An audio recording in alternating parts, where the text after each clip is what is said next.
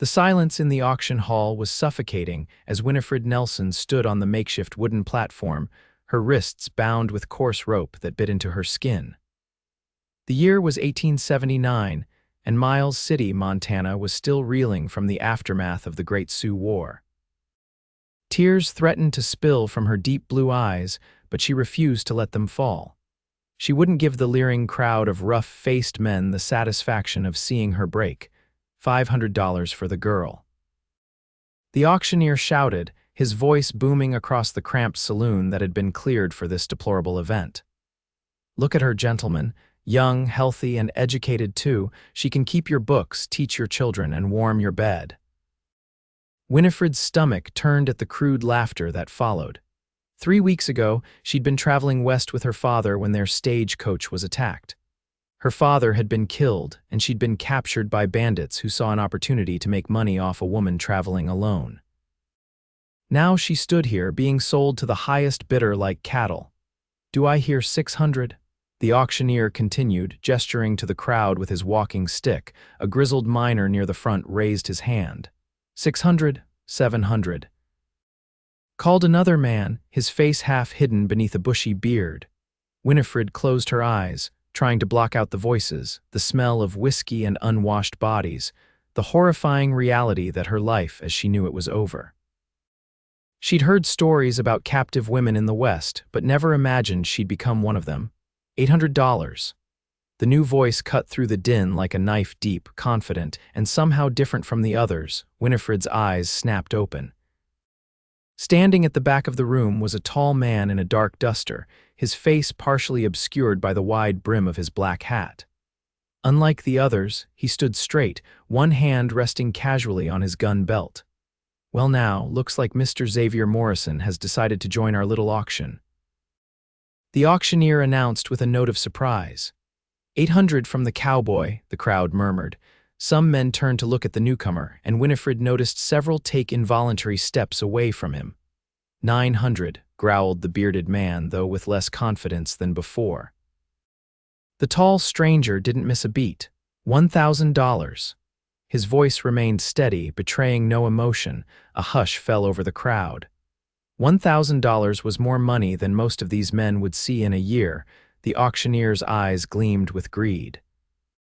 $1,000 from Mr. Morrison. Do I hear more? The bearded man scowled but shook his head. Going once, going twice. Sold to Xavier Morrison for $1,000. As the crowd dispersed, grumbling and casting dark glances toward the tall cowboy, Winifred felt herself trembling. She'd been sold. The reality of it crashed down on her with crushing weight. One master instead of another, what difference did it make? The man called Xavier approached the platform with measured steps. Up close, she could see his face clearly for the first time, tanned and weathered from the sun, with a strong jaw covered in the shadow of a day's stubble. His eyes were a striking green, assessing her calmly. "Cut her bonds," he instructed the auctioneer, his tone leaving no room for argument. The auctioneer hesitated. "Now, Mr. Morrison, the usual procedure is," I said, Xavier repeated, his hand drifting toward his holstered pistol. "Cut her bonds." The auctioneer swallowed hard and quickly produced a knife, sawing through the ropes around Winifred's wrists. As they fell away, she rubbed at the raw, reddened skin. "Can you walk?" Xavier asked her directly. It was the first time anyone had spoken to her rather than about her since her capture. Winifred nodded, finding her voice. "Yes."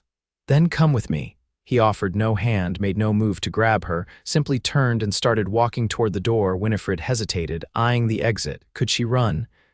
Where would she go in this unfamiliar town with no money and no friends? Xavier stopped at the door and looked back at her, seeming to read her thoughts. "You're not my prisoner, miss, but the streets of Miles City aren't kind to a woman alone, especially after dark. I'm offering you safety for the night. Tomorrow we can discuss your options." Options. The word hung in the air like a promise. Cautiously, Winifred stepped down from the platform and followed him out into the dusty street. The evening air was cool after the stifling atmosphere of the saloon. Xavier led her down the main street, past the general store and blacksmith shop, both closed for the evening. Lanterns glowed in windows, and from other saloons came the sounds of piano music and raucous laughter. "Where are we going?" Winifred finally asked, struggling to keep up with his long strides. "Hotel," he answered simply. "You'll have your own room." She stopped in her tracks. "Why did you buy me?" Xavier turned to face her, his expression unreadable in the gathering darkness. "I didn't buy you, I paid to set you free." "But why? You don't know me." A muscle worked in his jaw. "Let's just say I've seen enough injustice in this world to last several lifetimes. Didn't feel like witnessing more tonight." They continued walking until they reached a 2-story building with a sign that read, "Frontier Hotel." It wasn't fancy, but it was clean and respectable, not the kind of place where a man would take a woman he'd purchased for immoral purposes. Inside, Xavier approached the desk where an elderly man was reading a newspaper. "Evening, Jasper. Need 2 rooms." Jasper peered at them over his spectacles, his gaze lingering on Winifred's disheveled appearance and the raw marks on her wrists. "Only got 1 room left, Xavier. Been busy with folks coming in for the cattle drive." Xavier frowned. "Fine, I'll sleep in the stable." "No need for that," Jasper replied. "The room has 2 beds. It's the corner one upstairs, plenty proper for a married couple." Before Winifred could protest, Xavier nodded. "That'll do." He paid for the room, then led her upstairs.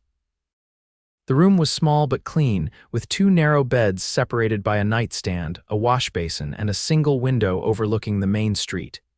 "You can have the bed by the window," Xavier said, placing his hat on the stand. "I need to tend to my horse, then I'll bring up some food." "Lock the door behind me." When he was gone, Winifred crossed to the window and stared out at the unfamiliar town.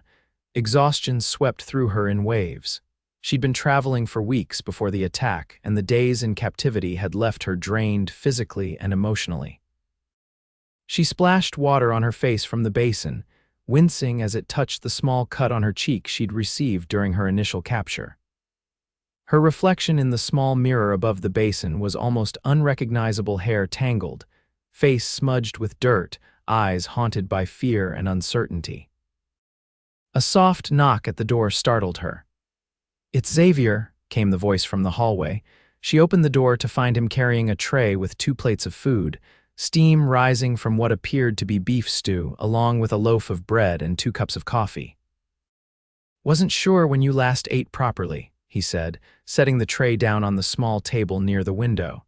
The smell of the food made Winifred's stomach growl audibly. She'd been given just enough to keep her alive during her captivity, and the prospect of a real meal was overwhelming. They ate in silence for several minutes, Winifred trying not to devour the food too quickly despite her hunger. Finally, as she soaked up the last of the gravy with a piece of bread, she found her voice again. "My name is Winifred Nelson. I was traveling with my father from Philadelphia to San Francisco when our stagecoach was attacked near the Montana border. My father was a professor of literature. They killed him when he tried to protect me." Her voice broke on the last words. Xavier set down his coffee cup. "I'm sorry about your father, Miss Nelson." "What happens now?" she asked. "You said I'm free, but I have nothing, no money, no possessions, no family left." Xavier leaned back in his chair, considering her. "That depends on what you want. Miles City isn't the worst place to start over. There's a school that needs a teacher, or I could arrange passage back east for you." "You do that. Why would you help me further?" He was quiet for a long moment, his green eyes studying her face. "Maybe I'm just tired of seeing this territory bring out the worst in people when it has the potential to bring out the best." Winifred sensed there was more to his story, but she was too exhausted to press further. "I don't know what I want yet. Everything's happened so fast." "You don't need to decide tonight," he assured her. "Get some rest. Things often look clearer in the morning." With that, he rose and moved to his bed, turning his back as he removed his boots and gun belt. Winifred realized he was giving her privacy to prepare for sleep. It was a small kindness, but after what she'd been through, it felt monumental. As she lay in bed that night, listening to the unfamiliar sounds of the frontier town, Winifred found herself studying the profile of the man who had, for reasons she didn't yet understand, intervened in her fate. In the soft glow of the moonlight filtering through the thin curtains, Xavier Morrison looked less intimidating, a man in his early 30s perhaps, with lines around his eyes that spoke of sun and hardship. Who was this cowboy who would spend a fortune to free a stranger? And what would tomorrow bring in this harsh but seemingly not entirely unforgiving land? For the first time since her father's death, Winifred felt a small flicker of hope as she drifted into exhausted sleep. Morning came with the sounds of Miles City, awakening horses' hooves on the packed dirt street, merchants opening their shops, the distant whistle of a train arriving at the station. Winifred opened her eyes to find sunlight streaming through the window and Xavier already dressed and standing by the door. "I've arranged for a bath to be brought up for you," he said, noticing she was awake, "and I took the liberty of purchasing some essentials from the general store." He gestured to a package on the table. "I'll return in an hour." Before she could thank him, he was gone, leaving her alone with her thoughts. The package contained a simple but clean dress, a hairbrush, and basic toiletries, small items that represented a return to dignity she hadn't expected to experience again. When the bath arrived, brought up by two young women who filled a copper tub with steaming water behind a privacy screen, Winifred nearly wept with gratitude. She soaked until the water cooled, scrubbing away the dirt and fear of her captivity. Dressed in the new clothes, with her hair clean and arranged as neatly as possible, Winifred felt more human than she had in weeks. The dress was plain navy blue calico with white buttons, but it fit well enough and was far better than the torn and soiled traveling dress she'd been wearing. True to his word, Xavier returned an hour later, knocking politely before entering. He paused momentarily when he saw her, something unreadable flickering across his features. "Better," he asked simply. "Much thank you for everything." Winifred meant it sincerely. Whatever his motivations, this man had shown her more kindness in one night than she'd thought possible after her ordeal. "I thought you might want to see the town, get your bearings," Xavier suggested. "Unless you've already decided to leave." Winifred shook her head. "I'd like to see Miles City, if that's all right." They walked together down the main street, Xavier pointing out the various establishments, the bank, the sheriff's office, the post office where mail arrived twice weekly from the east. Miles City was larger than Winifred had initially thought, a growing settlement that served as a hub for ranchers, miners, and travelers. "And that's the school," Xavier said, indicating a white clapboard building at the edge of town. "Only goes to the 8th grade, but they're looking to expand." The teacher left 2 months ago, got married, and moved to Oregon. Winifred studied the modest schoolhouse. "I've never taught professionally, but I assisted my father with his students sometimes. He believed education was the foundation of civilization." "Sounds like a wise man," Xavier commented. As they continued walking, Winifred became aware of the curious stares directed their way. "People are watching us," she murmured. Xavier nodded slightly. "News travels fast in small towns. By now, everyone knows I bought a woman's freedom at the auction. They're curious about you." "And about you," Winifred added perceptively. "I get the sense you're something of an enigma in Miles City." A ghost of a smile touched his lips. "I keep to myself mostly. Got a ranch about 10 miles outside town. You're a rancher trying to be." "Started with 30 head of cattle 3 years ago. Got close to 200 now." They stopped at a small cafe for lunch, where Winifred enjoyed her first proper meal in a restaurant since before the attack. As they ate, Xavier told her more about the area, the harsh winters, the beautiful springs, the challenges and rewards of building a life in the territory. "What brought you here?" she asked, curious about the man behind the stoic exterior. Xavier was quiet for a moment, pushing the remaining food around his plate. "The war," he finally said. "After Appomattox, I couldn't go back to Virginia. Too many ghosts, headed west like a lot of other lost souls." "You fought for the Confederacy?" Winifred asked, surprised. "I fought for Virginia," he corrected. "There's a difference, though not everyone sees it that way. I was 18 when I enlisted, too young to understand what I was really fighting for. By the time I figured it out, I'd seen too much death to believe in causes anymore." The personal revelation, spoken quietly over cooling coffee, gave Winifred her first real insight into the complexity of the man who had saved her. After lunch, they continued their tour of the town. Near the livery stable, a group of men loitering outside a saloon fell silent as they approached. Winifred recognized one of them as the bearded man who had bid against Xavier at the auction. "Morrison," the man called out, stepping forward. "Quite the hero, aren't you, rescuing damsels in distress?" His tone made the words an insult rather than a compliment. Xavier's posture shifted subtly, his right hand hanging loose at his side near his holstered Colt. "Just passing through, Wade. No need for conversation." "That's mighty unfriendly," Wade replied, his eyes shifting to Winifred with a leer. "Especially since I was just about to make the lady a business proposition. I run the Paradise Saloon down the street, always looking for pretty girls to serve drinks." Before Winifred could respond, Xavier spoke, his voice low and dangerous. "Miss Nelson is a teacher, not a saloon girl." "And you're blocking our way," Wade's face darkened. "Still think you're better than the rest of us, don't you? Confederate officer who wouldn't even shoot Indians when the army hired you as a scout, now playing gentleman with auction women." Tension crackled in the air.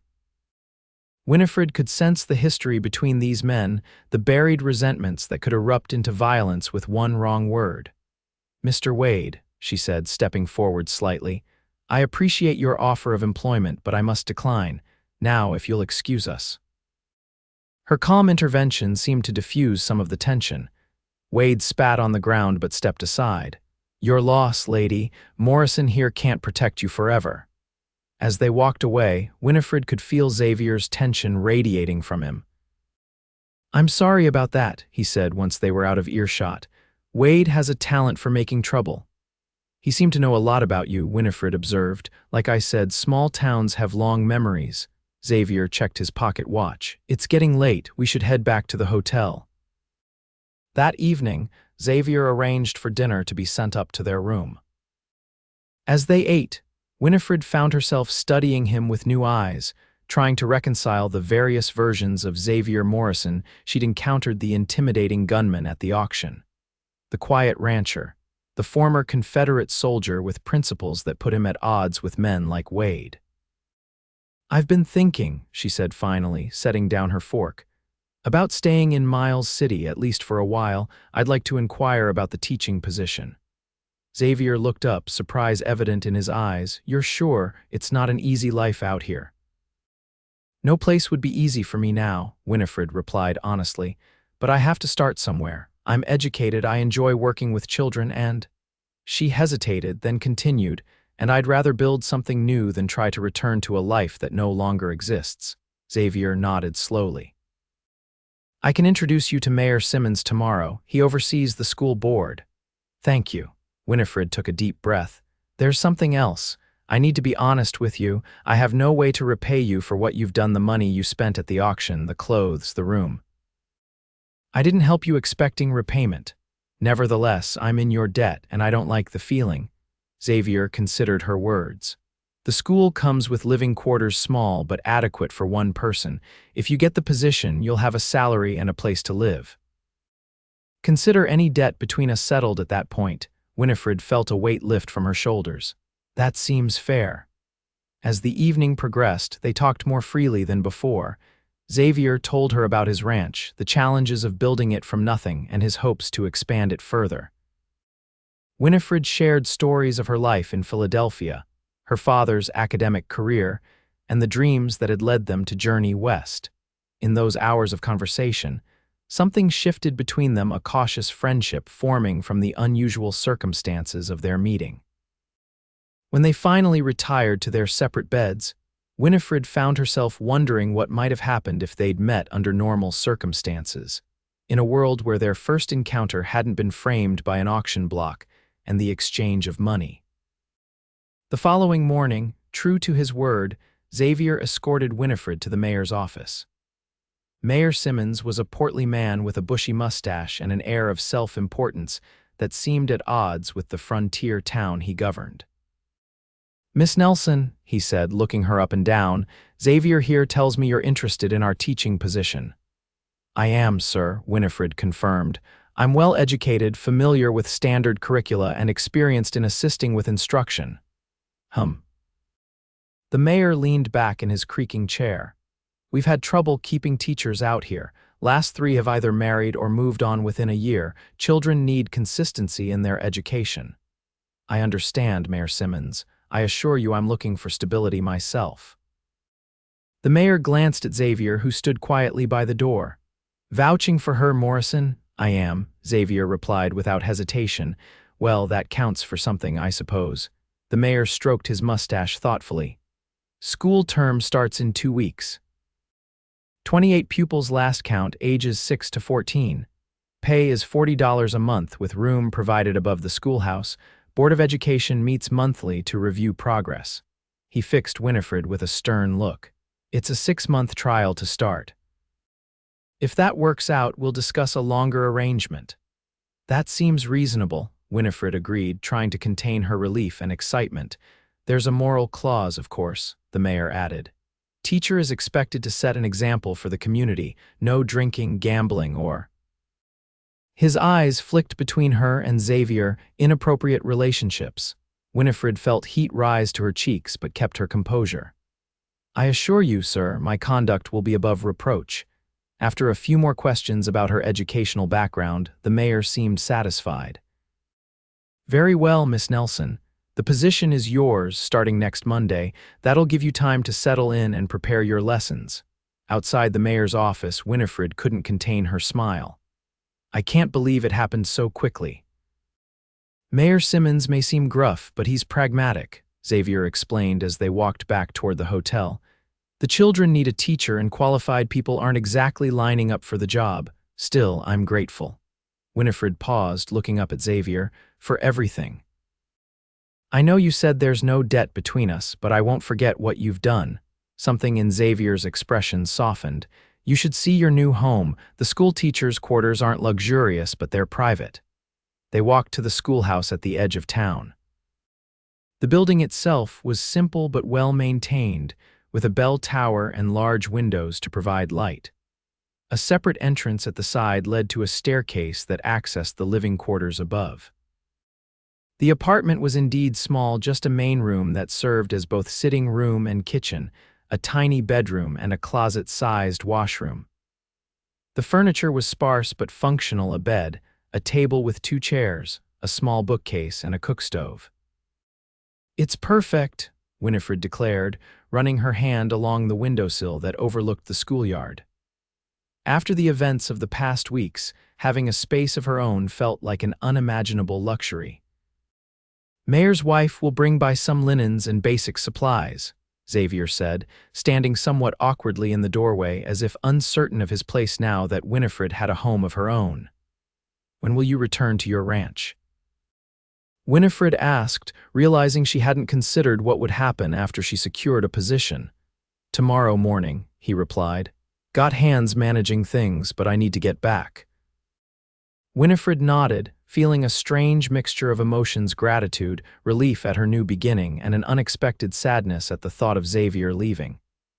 Perhaps I could see you off, to say a proper goodbye. I'll be leaving at first light. You should rest. I'd still like to see you off, she insisted gently. Xavier studied her for a moment, then nodded. First light, then, at the livery stable. That evening, Winifred stayed in her new quarters rather than returning to the hotel. Xavier had insisted on paying for the room through the night, saying he'd sleep there one last time before heading back to his ranch. They'd parted with a formal handshake that somehow felt inadequate for the bond that had formed between them. Alone in her new home, Winifred found herself restless. She arranged and rearranged the few possessions Xavier had purchased for her, tried to plan her first lessons, and finally sat by the window watching the sun set over the distant mountains. Her mind kept returning to Xavier, his quiet strength, the complexity beneath his reserved exterior, the way his green eyes sometimes revealed flashes of emotion he quickly contained. Morning came with a pale, lavender dawn. Winifred dressed carefully in her blue dress, pinned her hair neatly, and made her way through the quiet streets to the livery stable. Xavier was already there, saddling a magnificent chestnut gelding with white stockings. "Good morning," she called softly, not wanting to startle him. Xavier turned, a flicker of surprise crossing his features. "You came. I said I would." Winifred approached, admiring the horse. "He's beautiful. This is Copper." Xavier patted the horse's neck affectionately. "Been with me for 6 years now." "A faithful companion, then." "The most faithful." There was a warmth in Xavier's voice when he spoke of his horse that Winifred had rarely heard. An awkward silence fell between them as Xavier finished securing his saddlebags. Finally, he turned to face her fully. "Miss Nelson, Winifred, I want you to know that if you ever need help, you can send word to the Morrison Ranch. It's due east, along Beaver Creek." "Thank you," she replied, touched by his concern. "I believe I'll be fine here, but I appreciate knowing I have a friend nearby." Xavier nodded, then reached into his pocket and withdrew a small object. "I wanted you to have this." He held out a simple silver pendant on a chain, a small star encircled by a ring. "It was my mother's. She always said it represented guidance and protection, seemed fitting." Winifred stared at the necklace, overwhelmed by the unexpected gesture. "I couldn't possibly accept something so personal. Please," Xavier said quietly, "I'd like you to have it." With trembling fingers, Winifred took the necklace, feeling the weight of the silver in her palm. "It's beautiful." "Thank you." Before she could say more, Xavier mounted his horse in one fluid motion. Looking down at her from the saddle, he seemed to struggle with words. "Good luck with your teaching, Miss Nelson. Miles City is gaining a fine educator." "And I've gained a friend I never expected to find," she responded, her voice thick with emotion. "Safe travels, Mr. Morrison." With a tip of his hat and a gentle nudge to his horse, Xavier rode away, the sound of hoofbeats gradually fading as he disappeared down the dusty road leading east out of town. Winifred stood watching until he was out of sight, the silver pendant clutched in her hand like a talisman. Then, with a deep breath, she turned back toward her new home and the life she was about to begin. The next 2 weeks passed in a blur of preparation. Winifred threw herself into readying the schoolhouse, organizing books and supplies, and creating lesson plans for her diverse group of students. Mayor Simmons's wife, Harriet, proved to be an unexpected ally, introducing Winifred to other women in the community and helping her navigate the social dynamics of Miles City. "Don't mind the gossip," Harriet advised one afternoon as they organized the schoolroom. "Small towns run on talk, and a woman arriving under your circumstances was bound to cause a stir." "What exactly are they saying?" Winifred asked, bracing herself for the answer. Harriet arranged primers on a shelf before responding. "Some admire Xavier for what he did. Others think there must be more to the story, that perhaps you were already acquainted, or that he has dishonorable intentions. A few are simply jealous that he showed interest in you when he's rebuffed every matchmaking attempt in the county for years." "There's nothing between us," Winifred said firmly. "He helped me when I desperately needed it, nothing more." "The pendant you're wearing suggests otherwise," Harriet observed with a knowing smile. Winifred's hand went instinctively to the silver star that hung around her neck. She'd taken to wearing it daily, finding comfort in its presence. "It was a parting gift, a kindness. If you say so, dear." Harriet's tone made it clear she wasn't convinced. "Just be prepared. People will watch you closely as the new teacher, especially with your connection to Xavier Morrison." "Is there something about Mr. Morrison I should know?" Winifred asked, unable to contain her curiosity. "Everyone seems to have an opinion about him." Harriet considered the question. "Xavier came to Miles City about 4 years ago. Kept to himself, bought land nobody thought worth much, and turned it into one of the more promising ranches in the territory. He's fair in his dealings, employs a few local boys and some Mexican vaqueros who are loyal to him, doesn't drink to excess or cause trouble." "That all sounds admirable," Winifred noted. "So why the wariness I sense from people?" "There was an incident about 2 years back," Harriet said, lowering her voice though they were alone. "A group of men led by Wade Thornton, you've met him, were harassing a Cheyenne family that had government permission to trade in town. Things got ugly. Xavier stepped in, and when Wade drew his gun, Xavier outdrew him without even seeming to try. Didn't kill him, just shot the gun from his hand, but it left no doubt about his abilities. He was defending innocent people, Winifred said. Yes, but it confirmed what some already suspected, that he has a past. The kind of skill he showed doesn't come from herding cattle. Harriet sighed. Some admire him for it, others fear him, most respect him enough to leave him be. The conversation gave Winifred much to think about as she continued settling into her new role. When the school term began, she found herself too busy to dwell on Xavier Morrison or the circumstances that had brought her to Miles City. 28 children of varying ages and educational backgrounds demanded all her attention and creativity. To her surprise, Winifred discovered she had a natural talent for teaching. The children responded well to her patient but firm approach, and even the most reluctant students began showing progress under her guidance. At the monthly school board meeting, Mayor Simmons expressed satisfaction with her performance, and several parents went out of their way to thank her for her work with their children. As autumn progressed, Winifred established a routine. Weekdays were devoted to teaching and preparing lessons. Saturdays she spent exploring Miles City, gradually expanding her circle of acquaintances, and Sundays were for church and quiet reflection in her modest quarters.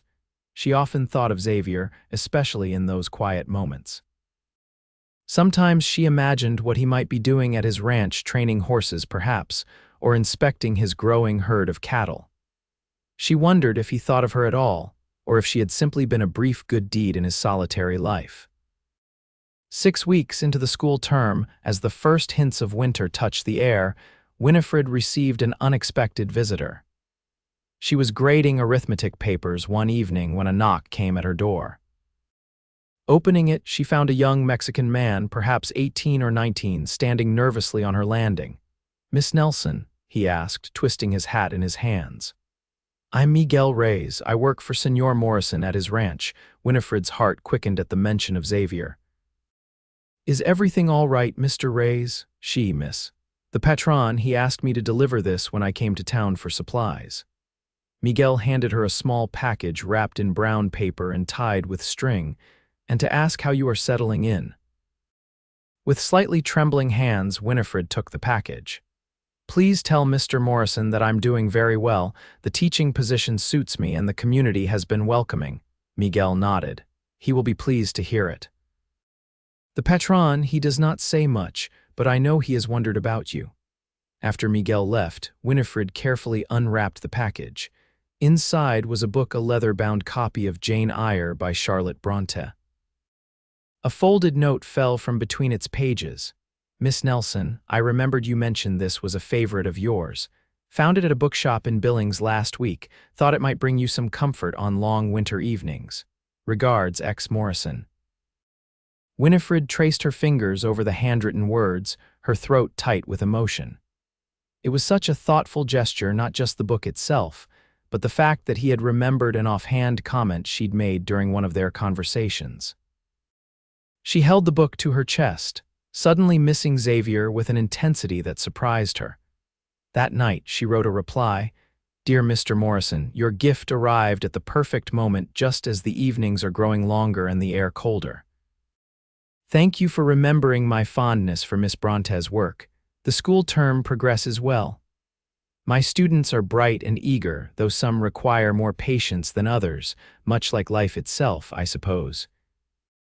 Miles City continues to feel more like home each day, though I often think of our conversations and your kindness during those difficult first days. I hope your ranch is thriving. Sincerely, Winifred Nelson." She sealed the letter and carried it to the post office the next morning, addressed to the Morrison Ranch. As she handed it to the postmaster, Winifred wondered if this would begin a correspondence between them or simply serve as a polite acknowledgement of his gift. 2 weeks later, she had her answer when another letter arrived, this one delivered by the regular mail carrier. Xavier's handwriting was strong and precise, much like the man himself. "Miss Nelson, I'm pleased to hear you're finding satisfaction in your teaching. Ranch life continues as always, dictated by the needs of the cattle and the changing seasons. We're preparing for winter now, reinforcing shelters and stockpiling feed.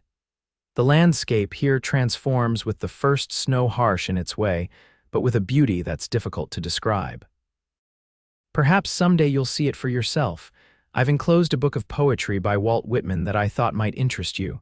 Regards, X. Morrison. So began a correspondence that sustained Winifred through the long winter months. Their letters started formally, but gradually grew more personal as they shared thoughts on books, observations about their daily lives, and occasionally, deeper reflections on their pasts and hopes for the future. Xavier never directly referenced the circumstances of their meeting, but in one letter he wrote, "I believe that our darkest moments can lead us to unexpected light. What happened to you was unforgivable, but your resilience in building a new life commands my deepest respect." As winter deepened, bringing snow that sometimes isolated Miles City for days at a time, Winifred found herself eagerly awaiting each letter. The children noticed her excitement when mail was delivered to the school, and some of the older girls teased her gently about her gentleman correspondent. "Is he handsome, Miss Nelson?" 12-year-old Sarah Donovan asked one day after catching Winifred smiling over a newly arrived letter. "That's hardly an appropriate question, Sarah," Winifred replied, trying to sound stern despite the blush she could feel warming her cheeks.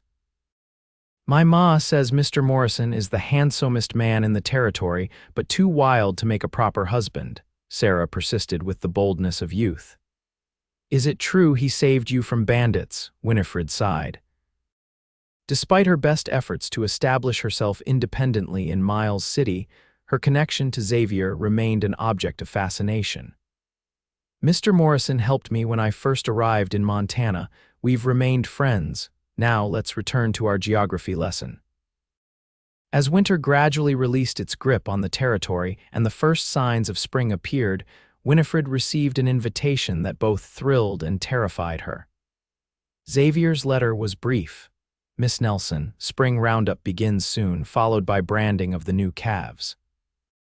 Afterward, on the first Saturday in May, I'm hosting a small gathering at my ranch to mark its 4th year. Nothing elaborate, a barbecue and some music. I'd be honored if you would attend. I can arrange transportation from town if you're willing. Regards, X. Morrison." Winifred read the invitation several times, her heart racing. This would be their first meeting since he'd left Miles City nearly 8 months ago. Though their letters had created a deeper connection than their brief time together, she couldn't help feeling nervous about seeing him again. After careful consideration, she wrote back accepting his invitation. When the first Saturday in May arrived, Winifred found herself waiting outside the schoolhouse, dressed in her best blue dress with white lace trim that Harriet Simmons had helped her make for Easter services. Her hair was arranged more carefully than usual, and Xavier's silver star pendant hung around her neck. A wagon approached, driven not by Xavier but by Miguel, the young ranch hand who had delivered the first package. "Senor Morrison sends his apologies, Miss Nelson," Miguel explained as he helped her into the wagon. "A situation with the cattle required his attention. He will meet us at the ranch." The journey took nearly 2 hours, following the creek eastward through rolling hills that were now green with spring growth. As they crested a final rise, the Morrison Ranch came into view below them, a collection of well-maintained buildings centered around a 2-story house built of logs and stone, with corrals, a barn, and several outbuildings spread across the property. Cattle grazed in the distant pastures, and horses moved about in a fenced paddock near the main house. "It's beautiful," Winifred breathed, taking in the scenic setting with the creek running along one side of the property and hills rising behind it. Miguel smiled proudly. Senor Morrison built much of it himself with help from the crew. When he came, there was only a small cabin. Now it is becoming one of the finest ranches in the territory. As they approached the house, Winifred saw that several wagons and horses were already there. About 24 people milled around the yard, where tables had been set up and a large pit barbecue smoked fragrant beef. A fiddler and a man with a guitar played lively tunes near the porch. Miguel helped her down from the wagon, and Winifred smoothed her dress nervously, scanning the crowd for Xavier. Before she could locate him, a woman approached tall and handsome, with graying hair pulled back in a severe bun. "You must be Miss Nelson," the woman said, her tone not entirely welcoming. "I'm Victoria Hargrove, Xavier's neighbor to the north. He's mentioned you in passing." "It's lovely to meet you, Mrs. Hargrove," Winifred replied, extending her hand. Victoria took it briefly. "My daughter Charlotte is also here today. She's 22 and has managed our household since her father died 3 years ago. Very accomplished girl." Something in her tone made the statement sound like a challenge, and Winifred suddenly understood. This was a mother with matrimonial ambitions for her daughter, and she viewed Winifred as competition. Before the awkward conversation could continue, a familiar deep voice called out, "Miss Nelson, you made it." Winifred turned to see Xavier striding toward them, her breath caught in her throat. 8 months had changed him subtly. His skin was more tanned from working outdoors, and he seemed more at ease in his surroundings than he had in town. He wore a clean white shirt with his usual dark pants and boots, his gun belt absent for the social occasion. "Mr. Morrison," she managed, unable to keep the smile from her face, "your ranch is even more impressive than you described in your letters." "Xavier," Victoria Hargrove interrupted, "Charlotte has been asking about you. She's by the punch bowl." Xavier nodded politely to Victoria but kept his eyes on Winifred. "I'll speak with Charlotte shortly, Victoria. Right now, I'd like to show Miss Nelson around if she's interested." "I'd like that very much," Winifred replied, relieved to escape Victoria's scrutiny. As Xavier led her away, he spoke quietly, "Sorry about Victoria. She's been trying to pair me with Charlotte since I bought this land." "She seems determined," Winifred observed diplomatically. Xavier chuckled, a sound Winifred realized she'd never heard before. "That's one word for it." "Charlotte's a fine young woman, but—" He trailed off, then changed the subject. "How was your journey from town?" "Lovely. The countryside is beautiful in spring." They walked toward the corrals where several magnificent horses watched them curiously. Xavier pointed out features of the ranch, introducing Winifred to workers they encountered, most of whom regarded her with obvious curiosity. "Your letters didn't do justice to what you've built here," Winifred said as they paused by a split-rail fence. "It's remarkable, especially knowing you started with so little." Xavier's expression softened. "After the war, I never expected to have anything like this. Wasn't sure I deserved it, to be honest." "Of course you deserve it," Winifred said firmly. "You've created something meaningful through hard work and determination." Their eyes met, and for a moment the sounds of the gathering faded away. Xavier took a step closer to her. "Winifred, Xavier," a female voice interrupted them. "Mother said you were giving Miss Nelson a tour." They turned to see a young woman approaching pretty in a conventional way, with light brown hair and a pink dress that emphasized her slender figure. This must be Charlotte Hargrove, Winifred realized with a sinking feeling. "Charlotte," Xavier acknowledged, stepping back from Winifred. "Yes, I was just showing Miss Nelson the property. Miss Nelson, this is Charlotte Hargrove." "Pleased to meet you," Charlotte said with a smile that didn't quite reach her eyes. "We've all been curious about Xavier's friend from town. He's usually so private." "Miss Nelson is the school teacher in Miles City," Xavier explained. "She's made quite an impression on the community." "How admirable," Charlotte replied. "Teaching must be so fulfilling, though I imagine it leaves little time for developing other skills. Do you cook, Miss Nelson, or so?" The subtle dig was clear, and Winifred saw Xavier's jaw tighten slightly. Before he could respond, Winifred answered pleasantly, "I've always believed that a well-rounded education includes practical skills as well as academic ones." "Mrs. Simmons has been kind enough to help me improve my sewing, and several mothers of my students have shared cooking lessons. I find I have much to learn from the women of Montana Territory." Her diplomatic response seemed to surprise Charlotte, who clearly had expected defensiveness. Xavier's mouth quirked in a barely suppressed smile. "The food will be ready soon," Charlotte said after a moment. "Mother sent me to tell you, we should join the others, Xavier." "We'll be along shortly," Xavier replied, his tone making it clear he wasn't to be hurried. When Charlotte had walked away, looking slightly put out, Xavier turned back to Winifred. "I apologize for that. Charlotte isn't usually so pointed." No apology necessary, Winifred assured him. I understand her position better than you might think. Xavier raised an eyebrow questioningly. She sees you as a potential husband, a successful rancher with a growing property. Her mother encourages the match. Then suddenly, there's a woman from your past appearing at your gathering, wearing a pendant you gave her. Winifred touched the silver star at her throat. It's natural she would feel threatened. Xavier stared at her for a moment, then shook his head with a soft laugh. You continue to surprise me, Winifred Nelson. Is that a good thing? The best thing, he replied quietly. Their eyes held, and Winifred felt a warmth spread through her that had nothing to do with the spring sunshine. For the first time, she allowed herself to acknowledge what she had been feeling for months, that her interest in Xavier Morrison had grown far beyond gratitude or friendship. The moment was broken by the dinner bell ringing, calling guests to the tables laden with food. As they walked back to join the gathering, Xavier's hand brushed against hers, perhaps accidentally, perhaps not, and Winifred felt a shiver of awareness at the brief contact. The rest of the afternoon passed pleasantly. The food was excellent, the company mostly congenial, though Winifred was aware of curious glances and whispered conversations when she was nearby. Xavier made a point of introducing her to his neighbors and employees, his pride in her accomplishments as a teacher evident in the way he spoke about her. As evening approached and the gathering began to disperse, Xavier found Winifred sitting on a bench near the house, watching the sunset paint the hills in shades of gold and crimson. It's almost time to head back to town, he said, sitting beside her.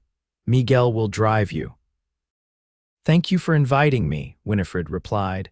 It was wonderful to see where you live, to meet the people who are part of your world. Xavier was quiet for a moment, his profile strong against the darkening sky. I've been thinking, he finally said. The school term ends soon, doesn't it? In 3 weeks, Winifred confirmed. Then we have the summer break until September.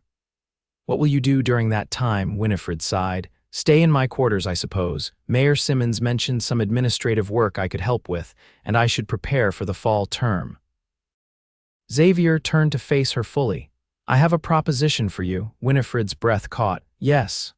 I need someone to teach Miguel and 2 of my other hands to read better. They know the basics, but they want to improve. I thought perhaps, if you were willing, you could come out to the ranch once or twice a week during the summer.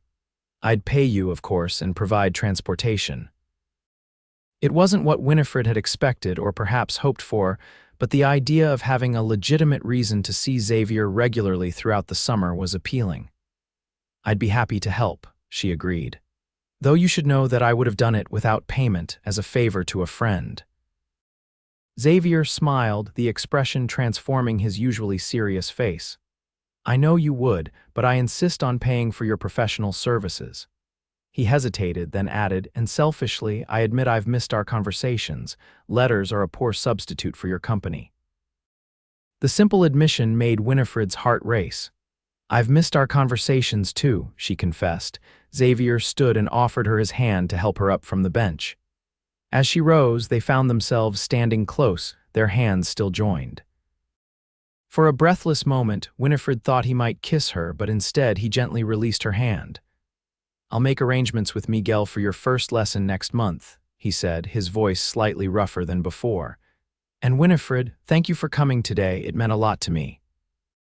On the journey back to Miles City, as the wagon rolled through the gathering darkness, Winifred replayed the day in her mind, the beauty of Xavier's ranch, the subtle tensions with the Hargrove women, and most of all, those moments alone with Xavier when the connection between them had seemed almost tangible.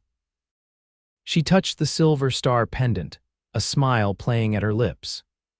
Whatever was developing between them might be complicated by their past and the social dynamics of the territory, but for the first time since her father's death, Winifred felt a sense of true possibility for her future. Summer came to Montana territory with long, sun-drenched days and mild nights perfect for stargazing. As arranged, Miguel arrived at the schoolhouse every Wednesday to drive Winifred to the Morrison ranch, where she spent the day teaching the eager young men to improve their reading and writing skills. Xavier made sure a proper classroom was set up in one of the outbuildings, complete with a blackboard, books, and writing materials. Though Xavier was often busy with ranch work during the lessons, he always made time to share the midday meal with Winifred and discuss the progress of his employees. These conversations inevitably extended to books, current events from the newspapers that arrived sporadically, and increasingly personal reflections on their lives and hopes. Did you always want to be a rancher? Winifred asked one hot July afternoon as they sat in the shade of a large cottonwood tree after lunch, the students having been given a break from their lessons. Xavier leaned back against the trunk of the tree, his hat pushed back on his head. No, before the war I thought I might study law. My father was a judge in Virginia. What changed your mind? A shadow crossed his face. Everything changed with the war. Afterward, I couldn't stomach the idea of more conflicts, more arguments, even in a courtroom. I needed space, silence, the company of animals who don't judge a man by his past. Winifred nodded, understanding. And the ranch gives you that peace. Most days, Xavier agreed, though lately I've found myself wanting more than solitude. Their eyes met, and the unspoken meaning in his words hung in the air between them. Before Winifred could respond, a commotion from the direction of the main house drew their attention. One of the ranch hands was running toward them, waving urgently. Boss. Riders coming, looks like Wade Thornton and his men.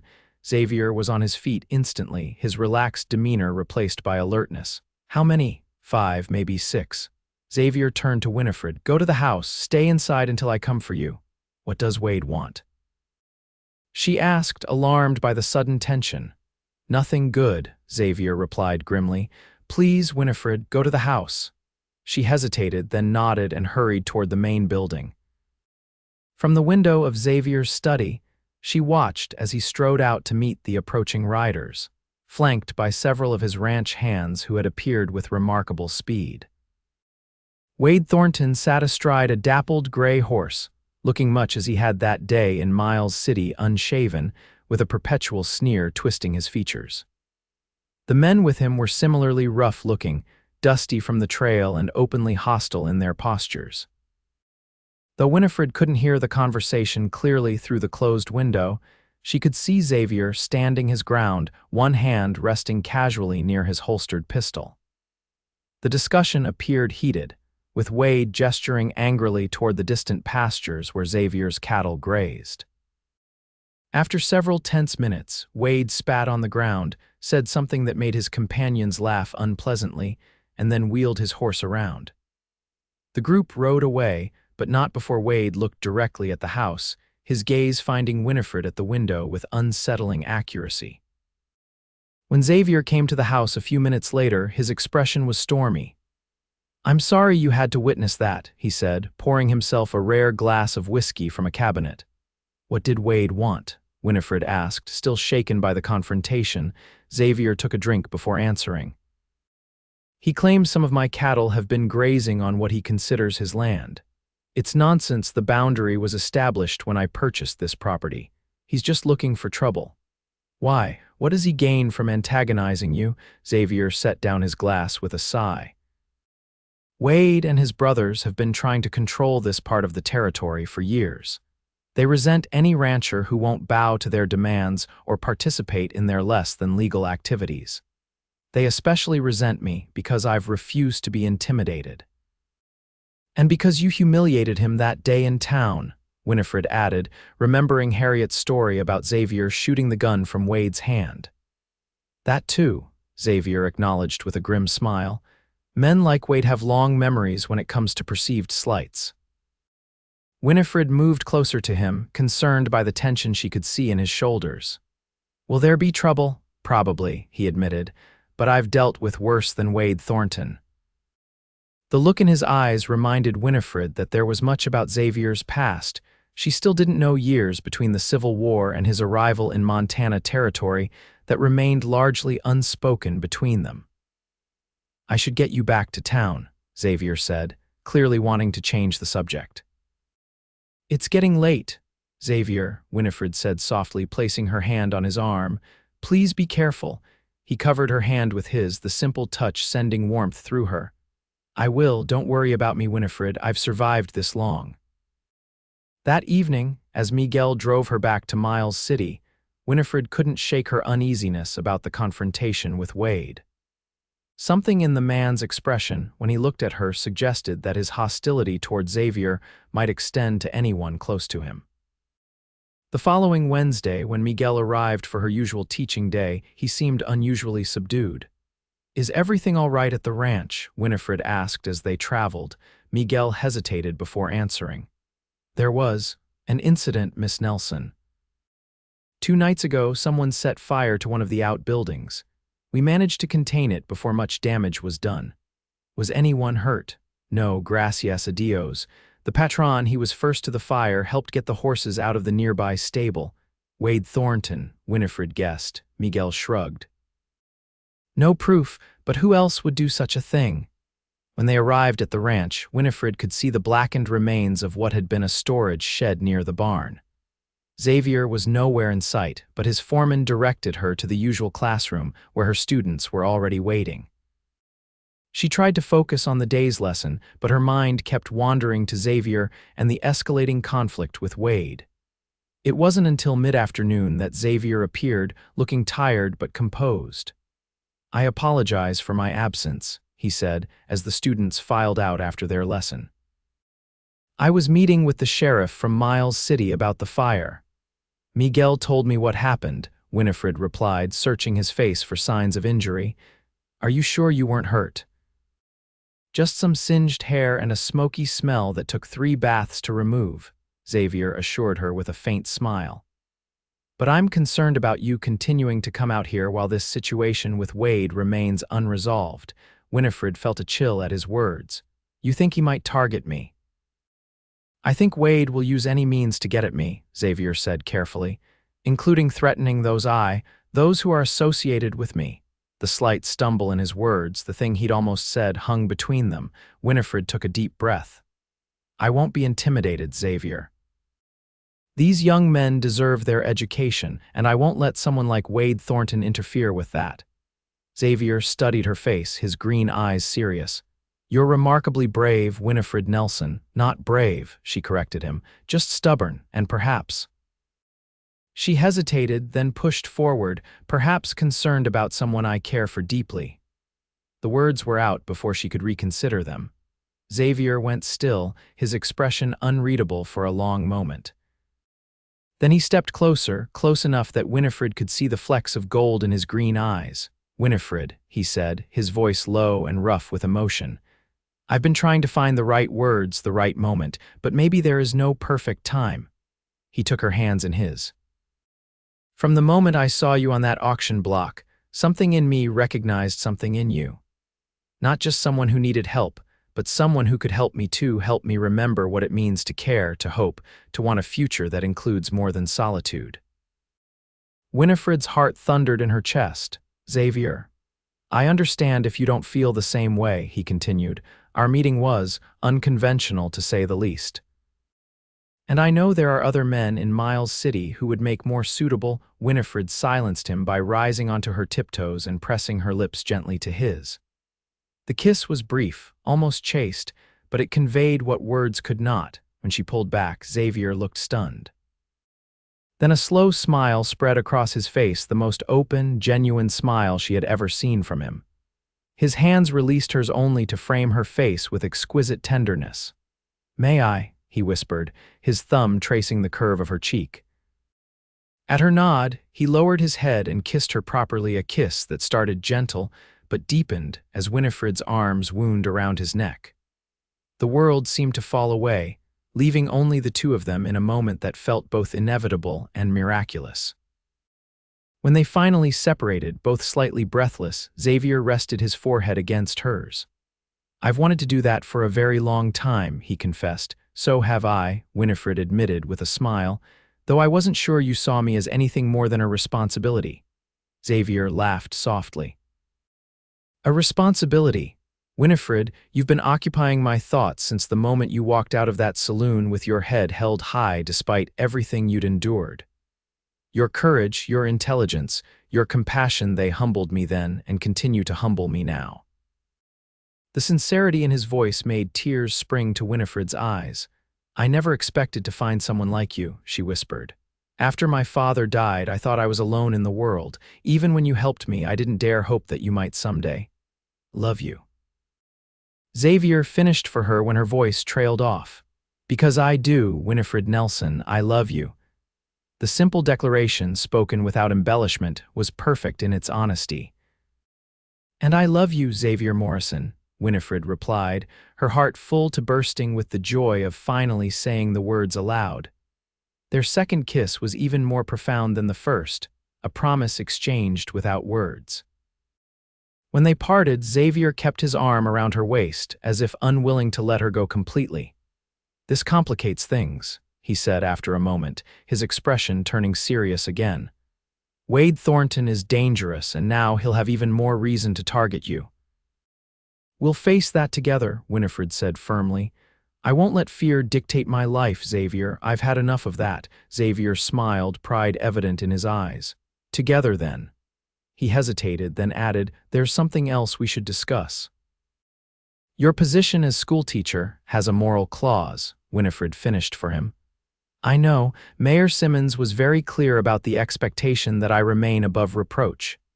Which means that if we want to continue seeing each other, we need to be proper about it," Xavier said. "Court openly with the community's knowledge." Winifred nodded, understanding the implications. In a small frontier town like Miles City, propriety mattered, especially for the schoolteacher who was expected to set an example for impressionable children.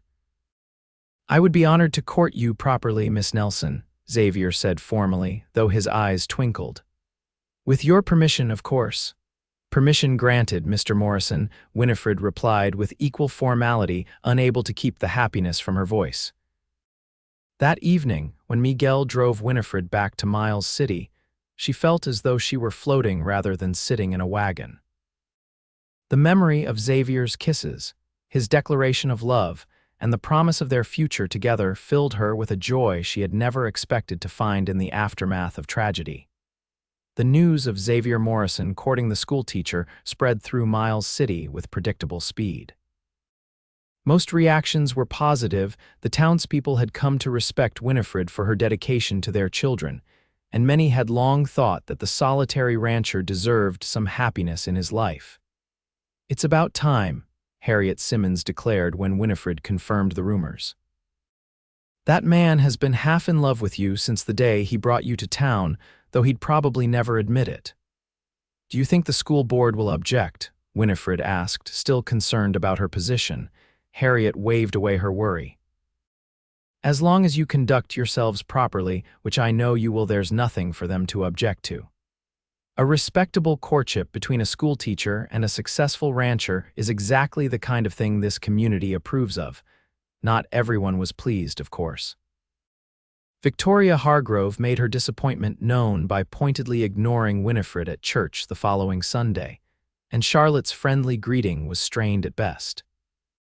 Wade Thornton and his associates were a more concerning matter. Their resentment seemed to deepen with the news, and Winifred occasionally caught them watching her when she walked through town. Xavier began visiting Miles City regularly, taking Winifred for proper Sunday afternoon buggy rides, escorting her to the occasional town social, and sometimes simply sitting with her on the small porch outside her quarters above the schoolhouse. They were careful to maintain propriety always in public view, never alone in her rooms, their physical contact limited to the holding of hands or the offering of an arm.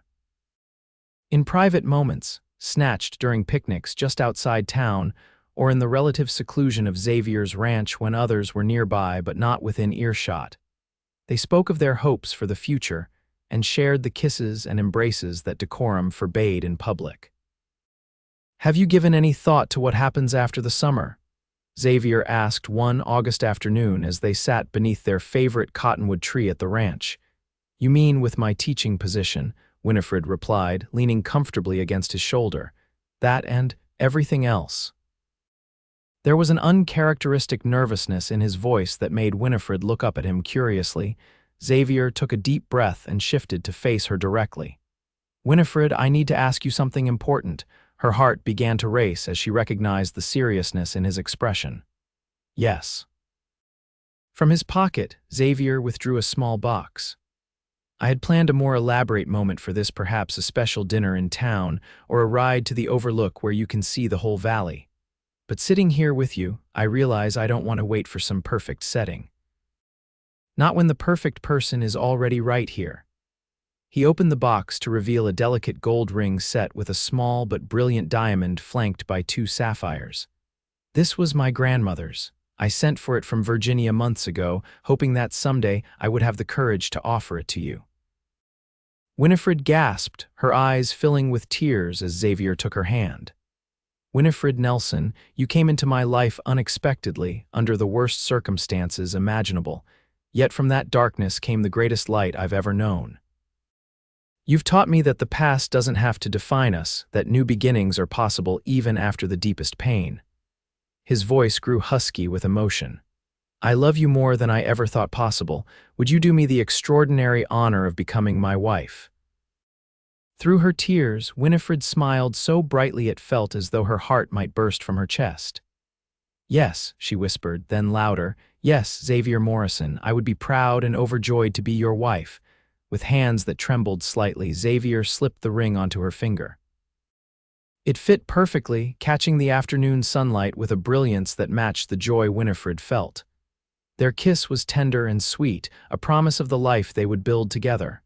"When," she asked when they finally broke apart, "when should we marry?" Xavier smiled, tucking a strand of hair behind her ear with gentle fingers. "The fall cattle drive ends in early October. What if we planned for late October? That would give us time to prepare, and the weather should still be fair enough for travel if you'd like to take a wedding trip."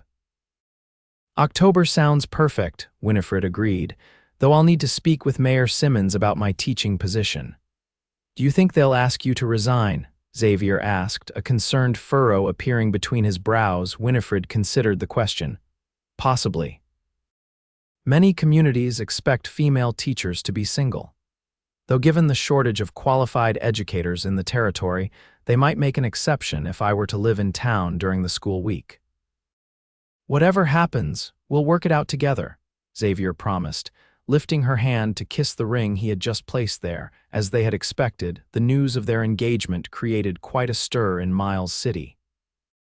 Mayor Simmons initially expressed concern about Winifred continuing as teacher after her marriage, but was eventually persuaded that her skills were too valuable to lose over what he called traditional, but perhaps outdated expectations. "You can keep the teaching position through the spring term," he informed her after a special meeting of the school board. "By then, we might have found another suitable teacher, or perhaps—" He cleared his throat awkwardly. "Perhaps your situation might have changed in a way that would make working impractical." His meaning was clear. Many women left teaching when they began having children. Winifred simply thanked him for the board's flexibility, keeping her thoughts on future plans private for now. The weeks leading up to the wedding were busy with preparations. Harriet Simmons and several other women from town helped Winifred sew a wedding dress of ivory silk, ordered specially from a shop in Billings. Xavier spent time expanding and improving the main house at the ranch, adding a study that he proudly told Winifred would be hers, a place for her books and papers, where she could continue her intellectual pursuits even as she took on the role of rancher's wife. Only one shadow darkened their happiness: Wade Thornton's continued hostility. Though he made no direct moves against either of them, his presence in town became more frequent, and rumors circulated that he and his brothers were attempting to persuade neighboring ranchers to deny Xavier access to traditional grazing routes for his cattle. "He's trying to squeeze us," Xavier explained one evening as they sat on the porch of the schoolhouse discussing the situation. "Make it harder for me to move my cattle to market, reduce my profits. Can he succeed?" Winifred asked, worried by the lines of strain she could see around Xavier's eyes. "Not in the long term. Most of my neighbors are reasonable people who understand that cooperation benefits everyone. but he can certainly make things difficult in the short term. What can we do?" Xavier squeezed her hand reassuringly. "For now, we focus on our wedding and our future. Wade Thornton has been a thorn in my side for years. I won't let him disrupt the happiest moment of my life." The wedding day dawned clear and cool, a perfect late October day with golden light filtering through trees that had turned vibrant shades of yellow and orange. The ceremony was held in Miles City's small church, which was filled to capacity with townsfolk, neighboring ranchers, and all of Xavier's employees. Winifred walked down the aisle alone, carrying a bouquet of late-blooming wildflowers gathered that morning from the hills near the ranch. Her dress, simple but elegant, shimmered in the light from the stained glass windows. But she barely noticed the appreciative murmurs from the congregation. Her eyes were fixed on Xavier, standing tall and handsome at the altar in a new black suit, his face transformed by a smile of such pure happiness that it brought tears to her eyes. The ceremony was brief but meaningful. They exchanged traditional vows, their voices steady and sure as they promised to love, honor, and cherish one another for the rest of their days. When the minister pronounced them husband and wife, Xavier's kiss was gentle but filled with promise, appropriate for the public setting but hinting at the deeper passion they would share in private.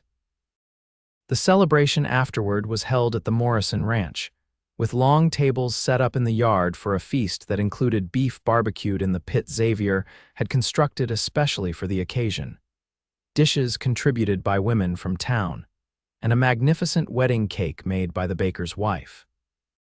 Lanterns hung from the trees, ready to provide light as the celebration continued into the evening. As husband and wife greeted their guests, accepting congratulations and well wishes, Winifred was struck by how far she had come from that terrifying day on the auction block. From captive to schoolteacher to rancher's wife, a journey that would have seemed impossible less than a year ago. "What are you thinking, Mrs. Morrison?" Xavier asked, noticing her momentary distraction as they moved between groups of guests. The new name sent a thrill through her. "I'm thinking about beginnings and endings," she replied honestly. "How sometimes they're so intertwined you can't tell where one stops and the other starts." Xavier's eyes softened with understanding. "The day I saw you in that saloon was the worst day of your life, but it led us here to the best day of mine." "And mine," Winifred agreed, leaning into his side as his arm wrapped around her waist.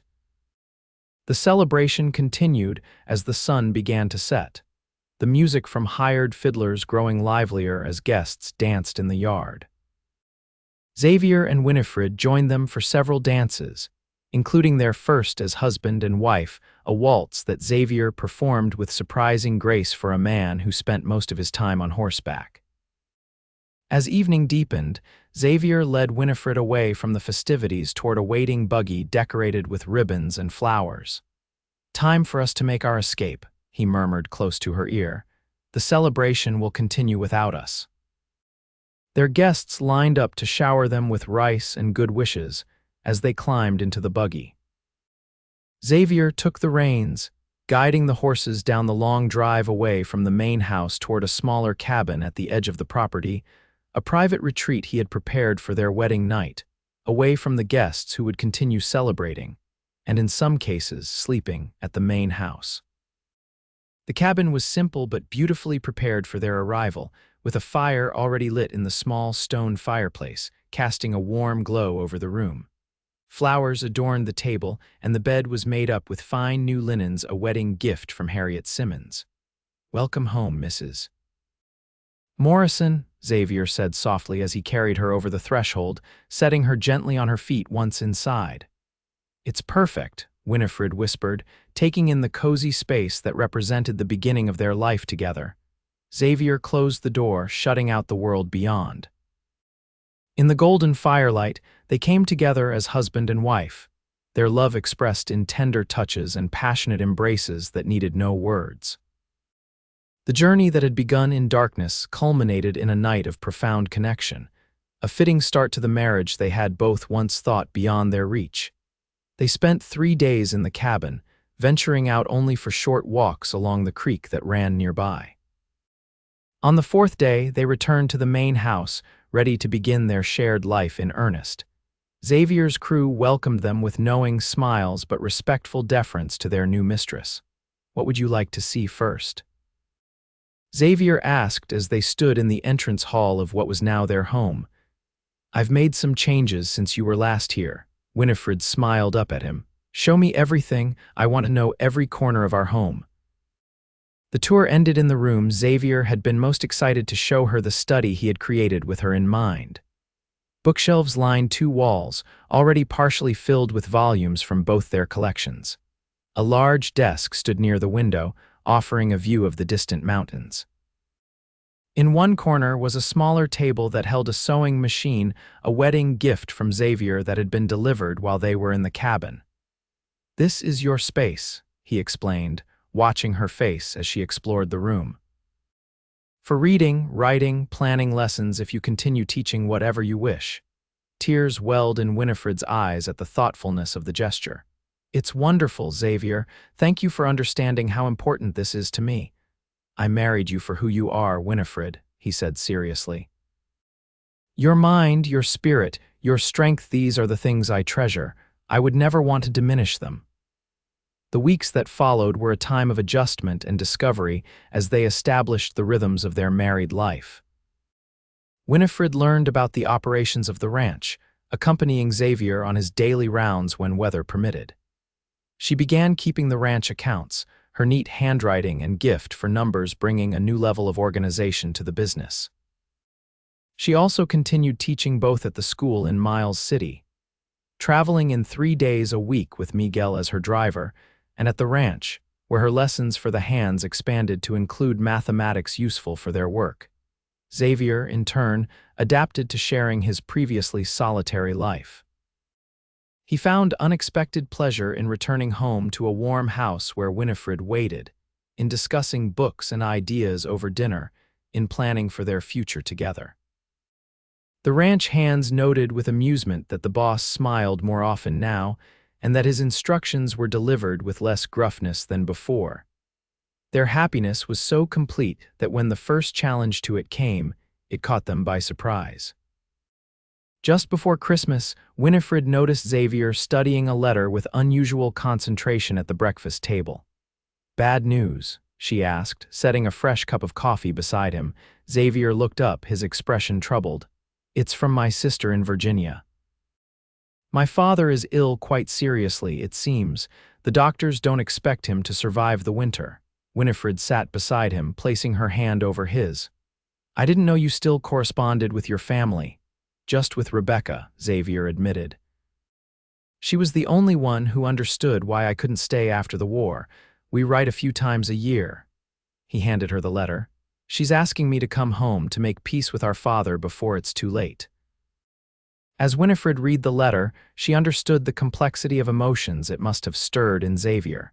He had spoken very little of his family in Virginia, but she knew enough to understand that his decision to leave had caused a painful rift. "Will you go?" she asked gently when she finished reading.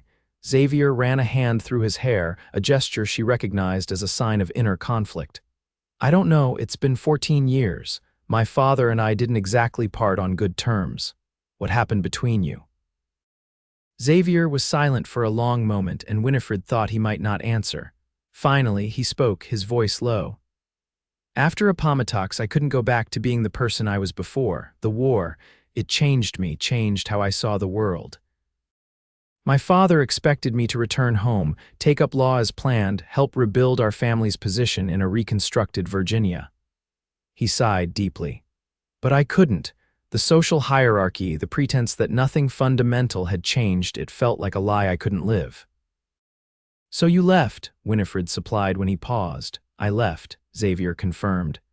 "With just what I could carry on horseback. My father called it a betrayal, said if I rode away I should never expect to be welcomed back." Winifred squeezed his hand. "But your sister thinks differently." "Rebecca always saw both sides. She understood my need to find my own way, even as she remained loyal to our parents." A faint smile touched his lips. "She's stubborn like you." "What do you want to do, Xavier?" Winifred asked directly. Not what you think you should do, but what your heart tells you. Xavier met her eyes. Part of me wants to ignore the letter, to say that the past is past and let it stay buried, but another part, he hesitated. Another part wonders if I'll regret not taking this last chance for reconciliation, even if it's only partial. Then I think you have your answer, Winifred said softly. We should go to Virginia. Xavier looked startled. Of course, I'm your wife. We face things together, remember? The gratitude in Xavier's eyes was all the confirmation Winifred needed that she had offered the right support at the right moment. It won't be easy, he warned. Virginia society has its own rules, and my family, they can be judgmental. I'm not afraid of judgmental people, Winifred reminded him with a smile. I've faced worse. The journey to Virginia was long and arduous, even with the comforts of first-class train accommodations that Xavier insisted upon. They departed just after New Year, leaving the ranch in the capable hands of Xavier's foreman, with Miguel promoted to assistant manager during their absence. As they traveled east, Winifred watched the landscape change from the rugged mountains and open plains of Montana to the rolling hills and increasingly dense settlements of the eastern states. She also observed a subtle change in Xavier, a growing tension in his shoulders, a quietness that deepened as they drew closer to his childhood home. Richmond, when they finally reached it, was a city still recovering from the devastation of war, though nearly 15 years had passed since its fall to Union forces. New construction stood alongside buildings that still bore the scars of artillery fire. The streets bustled with activity, merchants, laborers, and well-dressed members of society going about their business. It's changed, Xavier murmured as their hired carriage took them through the city center toward the residential district where his family lived. But not as much as I expected. The Morrison family home was an imposing Greek Revival structure set back from the street, with white columns supporting a classical portico. Though showing signs of reduced maintenance, paint peeling in places, the gardens less manicured than they might once have been, it still projected an air of faded aristocratic dignity. A tall, slender woman was waiting on the porch as their carriage approached. Her dark hair was streaked with gray, but the resemblance to Xavier was unmistakable in her features and the way she held herself. Rebecca, Xavier said softly as the carriage stopped. His sister rushed down the steps as Xavier helped Winifred from the carriage. Xavier, she cried, embracing him with tears in her eyes. I wasn't sure you would come. I almost didn't, he admitted, returning her embrace before stepping back. Rebecca, I'd like you to meet my wife, Winifred Morrison. Rebecca turned to Winifred with undisguised curiosity. Your letter mentioned you had married, but told me precious little about the woman who managed to capture my brother's heart. Welcome to Richmond, Mrs. Morrison. Please call me Winifred, she replied warmly. Xavier has spoken so fondly of you, has he? Rebecca smiled. I'm glad to know he remembers his family occasionally. Though the words could have been bitter, her tone was gently teasing. Come inside, both of you. Father is having one of his better days and is anxious to see you. The interior of the house was as impressive as its exterior: high ceilings, elaborate moldings, and furniture that, while showing some wear, was clearly of excellent quality. Rebecca led them through the formal parlor to a smaller sitting room at the back of the house, where an elderly man sat in a wingback chair near the fire. Judge Harrison Morrison had once been a commanding figure, but illness had diminished him physically. Still, there was nothing weak about the keen gaze he turned on his son as they entered the room. So, he said, his voice raspier than Winifred had expected, the prodigal returns. Xavier stepped forward, his posture straight as if preparing for battle. Father. For a long moment, father and son regarded each other in silence, years of unresolved conflict hanging in the air between them. Then, to Winifred's surprise, the old man's expression softened slightly. You look well, Judge Morrison said. The West agrees with you. It does, Xavier confirmed. Father, I'd like to present my wife, Winifred. The judge turned his attention to her, his assessment frank but not unkind. A pleasure, my dear. Please forgive me for not rising to greet you properly. Age and illness have robbed me of certain courtesies. There's nothing to forgive, sir, Winifred replied, moving closer to take the hand he extended to her. I'm honored to meet you. Sit, both of you, the judge instructed. Rebecca, perhaps some refreshments for our travelers. As Rebecca left to arrange for tea, an awkward silence descended again. Xavier remained tense beside Winifred, clearly uncertain of his footing in this reunion with his father. Your sister tells me you've become a successful rancher, Judge Morrison finally said. Quite different from the legal career we had planned for you. Yes, Xavier agreed, though some of the negotiation skills you taught me have proven useful in business dealings. A ghost of a smile touched the old man's lips. I imagine they have, and you, Mrs. Morrison. Rebecca mentioned you were a schoolteacher when you met my son. I was, Winifred confirmed. I taught in Miles City, Montana. I still maintain some teaching duties, though on a more limited basis now. An educated woman, then. Good, the judge nodded approvingly. Too many men in my generation married for beauty alone, only to discover too late the value of an intelligent companion. The unexpected compliment seemed to ease some of the tension in the room. By the time Rebecca returned with a tray of tea and small sandwiches, the conversation had progressed to a more detailed discussion of Xavier's ranch and the life he and Winifred had built together. Though careful to avoid the most painful topics, the war, Xavier's departure, the years of silence between them, they managed to establish a tentative connection that, if not warm, was at least civil.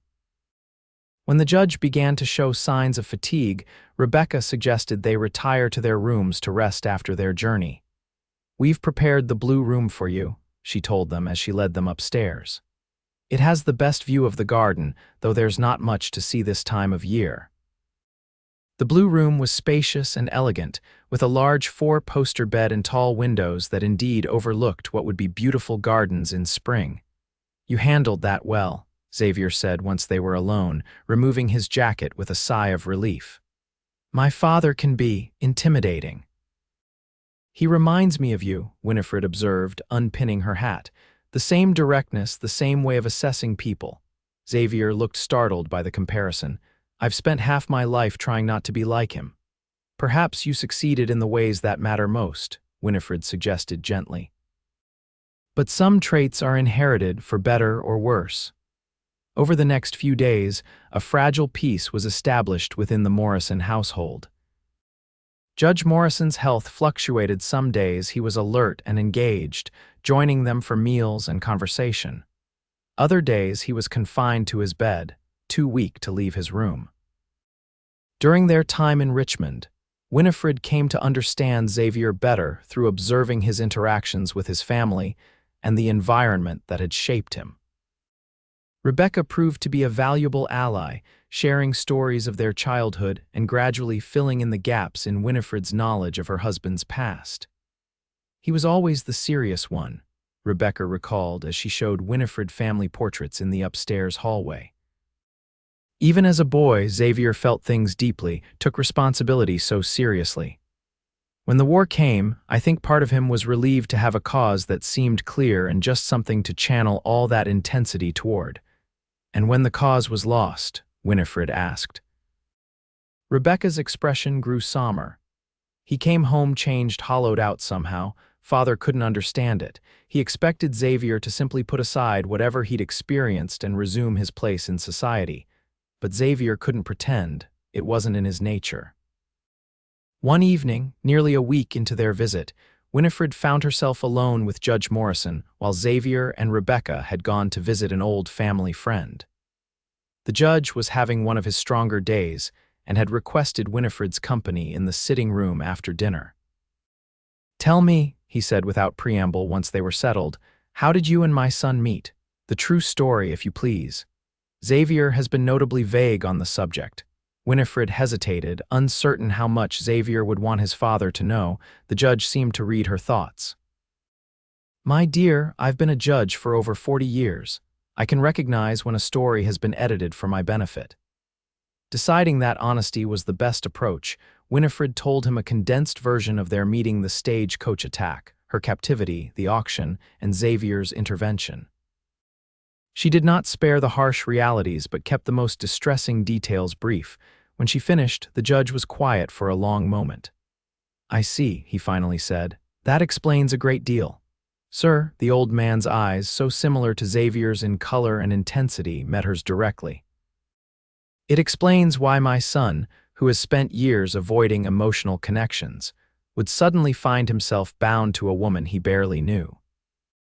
You represented everything. He went west to find a chance to right wrongs, to protect the vulnerable, to be the kind of man who makes a difference rather than simply upholding the status quo." Winifred felt a chill at his assessment. "Are you suggesting that Xavier married me out of some sense of obligation or moral duty?" Judge Morrison's expression softened. "No, my dear. I'm suggesting that in saving you, he also saved himself, found his way back to the man he was meant to be before the war damaged his faith in humanity." He reached out to pat her hand. "The way he looks at you makes it abundantly clear that whatever brought you together, love is what keeps you so." The conversation gave Winifred much to reflect on as their visit continued. She observed Xavier with new eyes, noting how he gradually relaxed in his childhood home, how moments of connection with his father seemed to heal something long broken within him. On their final evening in Richmond, with their departure scheduled for the following morning, Judge Morrison asked to speak with Xavier privately. Winifred and Rebecca withdrew to the parlor, where Rebecca showed her family albums and shared more stories of their parents and grandparents. When Xavier finally joined them an hour later, his expression was difficult to read, a complex mixture of emotions that seemed to include both pain and relief. "Is everything all right?" Winifred asked when they were alone in their room that night. Xavier sat on the edge of the bed, his shoulders slumped with exhaustion. "Yes and no. We really talked for the first time since before the war, about everything, why I left, what we both regretted, what we could and couldn't forgive." And, Winifred prompted gently when he fell silent. "And we made peace, as much as is possible, between two stubborn Morrison men." A faint smile crossed his face. "He asked me to forgive him, Winifred. My father, who I've never heard apologize to anyone, asked for my forgiveness for not understanding what the war did to me, for expecting me to simply carry on as if nothing had changed." Winifred sat beside him, taking his hand in hers. "Did you forgive him?" "I did," Xavier said softly. "And I asked for his forgiveness too, for leaving the way I did, for not writing all these years." He looked down at their joined hands. "He also made me promise something." "What was that?" "To bring you back to visit again, with any grandchildren we might bless him with." Xavier's voice caught slightly on the words. "He wants to know his grandchildren, even if only briefly." The mention of children brought a flush to Winifred's cheeks. They had discussed having a family, of course, but the timing had remained uncertain. Now, seeing the hope in Xavier's eyes as he spoke of children, Winifred felt it was time to share the news she had been keeping to herself until she was certain. "Well," she said softly, "if all goes well, your father's wish might be granted sooner than he expects." Xavier stared at her, comprehension slowly dawning in his eyes. "Winifred, are you saying—" She nodded, joy bubbling up within her. "I suspected before we left Montana, but I wanted to be sure before telling you. I'm expecting our child, Xavier. Sometime in late July or early August, if my calculations are correct." Xavier's response was everything Winifred could have hoped for. With a cry of delight, he gathered her into his arms, his kiss conveying all the emotions too powerful for words. When he finally pulled back, his eyes were shining with tears of joy. "A baby," he whispered, his hand moving reverently to rest on her still flat stomach. "Our baby." "Are you happy?" Winifred asked, though the answer was written clearly on his face. "Happy doesn't begin to describe it," Xavier replied, his voice thick with emotion. "Overjoyed, blessed, humbled, terrified, all of those at once." They shared the news with Rebecca and Judge Morrison the next morning before their departure. Rebecca's excitement was immediate and effusive, while the judge's reaction was more restrained but no less heartfelt. "A new generation," he said, clasping Xavier's hand firmly. May this child bring you the joy and pride you have brought me, son." The words, simple but sincere, brought tears to Xavier's eyes. "Thank you, Father." As they boarded the train that would take them back west, Winifred felt a sense of completion, as if a circle had been closed. Their journey to Virginia had healed old wounds for Xavier and opened new possibilities for their future together. The journey home was more leisurely than their eastward trip, with stops along the way to rest for Winifred's comfort. By the time they reached Montana in mid-February, they had had ample time to discuss their plans for the baby and the adjustments they would need to make to accommodate a child in their lives. Miles City welcomed them back with a mixture of curiosity about their trip and excitement about the news of their expected child. Harriet Simmons immediately appointed herself unofficial grandmother-in-waiting, promising to organize the ladies of the town to prepare everything the baby would need. At the ranch, work had continued smoothly in their absence, a testament to the capable hands Xavier had selected. The foreman reported that Wade Thornton and his men had been unusually quiet, a fact that Xavier found more concerning than reassuring. "He's planning something," Xavier said as he and Winifred settled back into their home. "Wade isn't the type to give up a grudge." Winifred, determined not to let anxiety about Wade Thornton overshadow their happiness, focused on preparing for the baby and balancing her reduced teaching schedule with her duties as mistress of the ranch. She had given up the full-time position at the schoolhouse, but continued to teach 3 days a week, with the understanding that she would take a complete break once the baby arrived. Spring came to Montana with its usual dramatic transformations, snow melting to reveal tender green shoots, wildflowers carpeting the hills, newborn calves and foals adding to the ranch's prosperity. Winifred's body underwent its own transformation, her slender figure giving way to the rounded curves of pregnancy. Xavier was attentive to her every need, sometimes to the point of overprotectiveness. "I'm pregnant, not ill," Winifred reminded him with amused exasperation when he tried to prevent her from helping in the garden she had established near the house. "I know," Xavier acknowledged with a sheepish smile.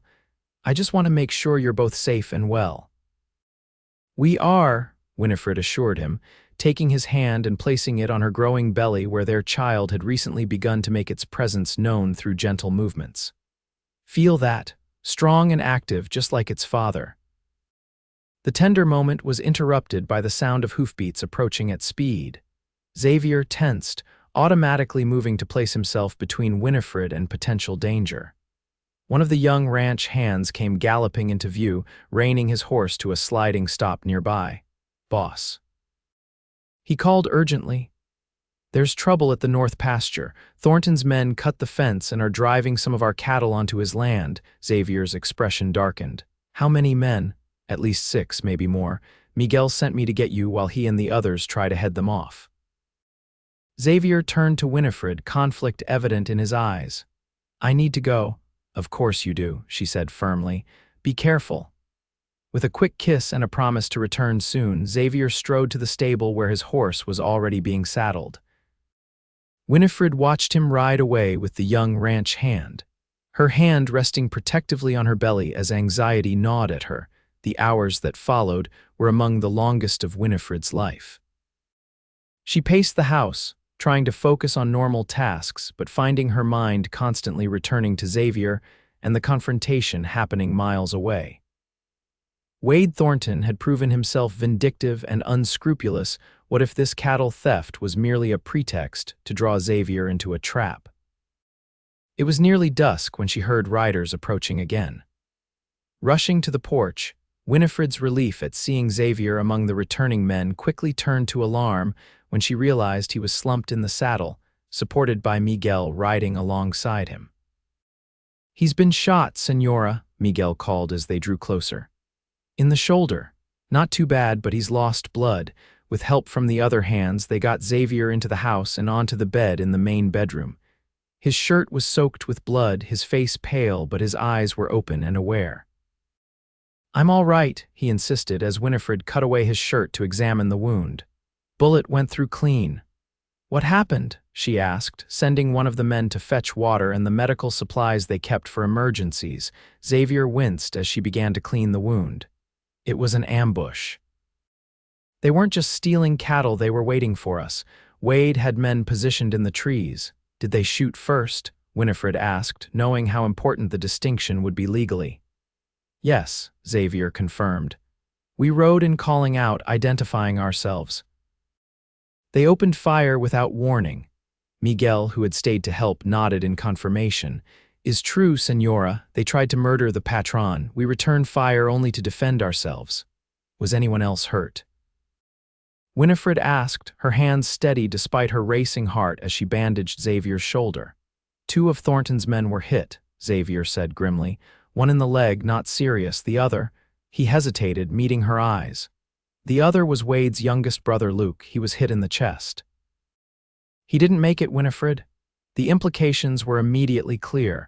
No matter the circumstances, the death of Luke Thornton at the hands of Xavier or his men would escalate the conflict to a dangerous new level. We need to send for the sheriff, Winifred said decisively. Immediately. Before Wade can spread his version of events, Xavier nodded, the movement causing him to grimace in pain. Miguel, ride to Miles City tonight. Tell Sheriff Dawson exactly what happened. Tell him we'll sign sworn statements. After Miguel departed, Winifred helped Xavier into a clean shirt and made him as comfortable as possible with his wounded arm supported by pillows. She brought him food and coffee, but he ate little, his mind clearly preoccupied with the day's events and their potential consequences. Wade will come for revenge, he finally said as night fell fully. Not tonight, he'll be dealing with his brother's body, but soon. What will we do? Winifred asked, sitting beside him on the bed. Xavier met her gaze steadily. I want you to go to town tomorrow, stay with Harriet Simmons until this is resolved. No, Winifred replied without hesitation. I'm not leaving you, especially not while you're injured. Winifred, please, think of the baby. I am thinking of our child, she interrupted. And I'm thinking of its father, too. Your place is here, defending your ranch. My place is by your side. Her tone softened as she took his hand. We'll face this together, just as we've faced everything else. Xavier's expression was a mixture of frustration and love. You are the most stubborn woman I've ever known, Winifred Morrison. Fortunate for you that I am, she replied with a small smile. Otherwise, I might have run away that first night instead of following you to the hotel.